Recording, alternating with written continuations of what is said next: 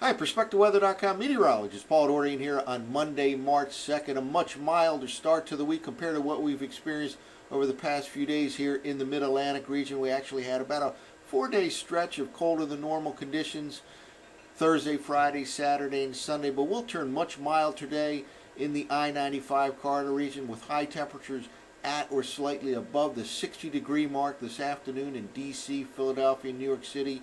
It looks like we'll do a repeat performance on Tuesday afternoon, and it stays mild into the middle part of the week. There is a weak disturbance that will produce some showers later today, tonight, throughout the day on Tuesday here in the Mid-Atlantic region. Not a heavy rain event, but something that will be kind of a nuisance rainfall, mainly focused on tonight and on Tuesday.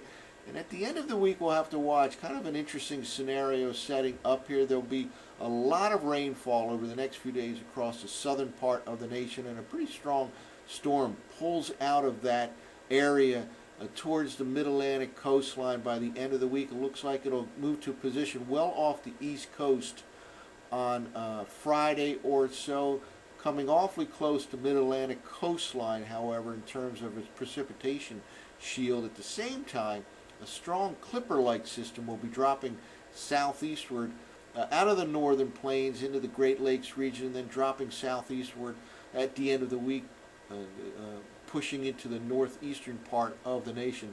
The exact interaction of these two systems, the one pulling out of the south and towards the eastern seaboard, and the one dropping southeast from Canada across the Great Lakes, that exact interaction still has a few days to iron itself out. And it's certainly on the table that we'll have some interesting weather in parts of the Mid-Atlantic region at the end of the work week. We'll talk about that over the next few minutes. For the next few days, the real story will be across the southern U.S. We talked about a heavy rain event late last week. It looks like it's going to take place a little bit farther south than what I anticipated last week. There's still, looks like a significant rainfall for the Tennessee Valley, but the real concentration looks like right across the southern states from Texas all the way to the Carolinas. And again, at the end of the week, there'll be a storm system pulling out of this mess to the eastern seaboard and off the east coast. And exactly how far north and west that precipitation shield can go is still yet to be determined. At the same time, there'll be a strong Clipper system dropping south and east across the Great Lakes. But for the next few days, a lot of rainfall across the southern part of the nation. Well, not only will there be a lot of rainfall over the next few days across the southern U.S., but there'll be a threat of severe weather as well. Well, now into the month of March, this is a more active season in terms of the potential of severe weather. Looks like today's area will be focused on the Tennessee Valley, western part of Tennessee, out across eastern Arkansas, and by tomorrow it'll actually kind of retrograde back the threat of severe weather back into the Texas area. But really, this whole area right in here over the next few days has a chance for not only a soaking rainfall, significant rainfall, but also the threat of some severe thunderstorm activity as well. Well, let's take a look at the 500 millibar forecast maps from last night's zero-Z run of the operational GFS. We'll kind of set the stage for what's going to happen at the end of the work week. We're talking Friday time frame, maybe into Saturday as well. First of all, we're starting off the new work week here with a strong upper level low off of the Southern California coastline, and that'll become one key player over the next few days. Basically spreads from the west to the east and helps to contribute to that significant rainfall across the southern U.S. And let's just keep moving forward here kind of at a rapid pace. It dives all the way down into the northern part of Mexico and then turns to the north and east. And this is now Thursday morning. And again, this is the area that will get some significant rainfall over the next few days, as well as pretty much a daily threat of severe weather down across the southern U.S. Meantime, here we go, up across south central Canada into the northern plains. Another pretty impressive wave of energy in the upper part of the atmosphere. They kind of both do the squeeze play here, one dropping south and east, the other moving north and east. And here we are now by Friday morning with what remains of that southern system and then the system diving to the south and east out of the south central part of Canada across the Great Lakes into the eastern part of the nation by Friday. The exact interaction of these will help to determine how far north and west a precipitation shield from the southern storm can move at the end of the work week, and even if that stays to the south and east of the I-95 corridor region from DC to Philly to New York City, we still would have to deal with that upper level feature cutting across the Great Lakes, and the colder air moving in at about the same time. So that's why it's kind of an interesting setup, something we'll certainly have to monitor over the next few days. Again, we're talking about the possibility of rain or snow at the end of the work week, Friday time frame, at least in parts of the Mid-Atlantic region. Part of it will depend on where that southern storm moves at the end of the week, and the second part of it will depend on the exact interaction with the northern stream wave. Now let's take a look at the surface forecast map from last night's GFS.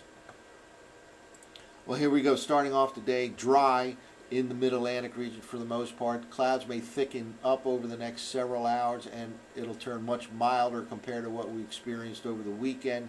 High temperatures at or above the 60-degree mark this afternoon in D.C., for example. Not far from 60 in Philly and New York City. And again, a weak disturbance out across the Ohio Valley could spread some showers into the Mid-Atlantic region in the overnight hours, really starting anytime from late afternoon in D.C. and late evening in Philly and New York City. And that threat will actually increase a little bit by tomorrow afternoon, tomorrow evening. A pretty good chance for showers on Tuesday into Tuesday night in the Mid-Atlantic region from that disturbance. And then we'll start looking down to the southern part of the U.S. And again, here's the setup beginning here by Wednesday morning at midweek. Probably cooler, windy in the Mid-Atlantic region, but starting to become quite wet across the southern U.S. And let's keep moving forward here. And here's that strong storm system over the Gulf states by Thursday morning, again with significant rainfall down across the Tennessee Valley, down across the southern U.S. And here's that northern stream system causing some snow up across the northern plains. And again, they kind of do the squeeze play for the Mid-Atlantic region, one dropping south and east, the other moving north and east by the end of the week. And here we go by Friday morning. This strong storm system moving off the Mid-Atlantic coastline at the same time a clipper is dropping across the Great Lakes, and indeed it looks like they may coalesce enough to throw some precipitation back into the Mid-Atlantic region, either in the form of rain, especially south of the Mason-Dixon line, to perhaps snow north and west of the Mason-Dixon line in those higher elevation locations. But it's something we'll have to keep an eye on. Won't take much of a shift for this southern storm to the north and west to make it really interesting in the Mid-Atlantic region at the end of the work week. So we'll continue to monitor that. And here we go by Friday evening, some colder air pouring in. And quite a storm, but well off the East Coast, at least as it stands right now. But it's something we'll monitor. Let's go all the way to Saturday morning. And here we go by Saturday morning. Whatever happens, looks like it's over with by that time, and pretty much a cold and windy day setting up for the early part of the upcoming weekend. So a very mild start here in the Mid-Atlantic region to this new work week, the first work week in the month of March. 60 plus degrees possible in many areas along the urban corridor from D.C. to Philly to New York City, not only this afternoon but tomorrow afternoon as well.